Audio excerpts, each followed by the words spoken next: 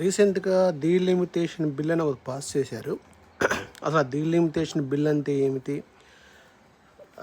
దాని గురించి తెలుసుకుందాం. సో ఈ డీలిమిటేషన్ వల్ల ఎలక్షన్స్ మీద ప్రభావం ఉండొచ్చు, ఉండకపోవచ్చు. ఇది రీసెంట్గా సెంట్రల్ గవర్నమెంట్ లోక్సభలో ఆమోదించారు. సో ఇప్పుడు ఆ బిల్ ఏంటి, ఆ బిల్ వల్ల ఎలక్షన్స్ మీద ఎలాంటి ఎఫెక్ట్ పడితే చూద్దాం. సో డీలిమిటేషన్ బిల్ ఎందుకు ప్రవేశపెట్టారంటే, ఫర్ ఎగ్జాంపుల్ ఎలక్షన్స్ అప్పుడు ఒక నియోజకవర్గంలో ఎక్కువ జనాభా ఉంటారు, ఇంకో నియోజకవర్గంలో తక్కువ జనాభా ఉంటారు.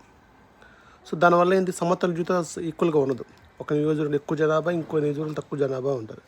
సో వీళ్ళు ఏం చేస్తున్నారంటే, అన్ని నియోజకవర్గాలపై కలిపి ఈక్వల్ పీపుల్స్ కౌంట్, అన్ని నియోజకవర్గాల్లో ఈక్వల్గా జనాభా ఉండేది చూసి దాని ప్రకారం ఎలక్షన్స్ నిలబెడతారు. అప్పుడేమైతే అన్ని నియోజకవర్గాల్లో సమానంగా ఓటింగ్ కౌంట్ ఉండిద్ది.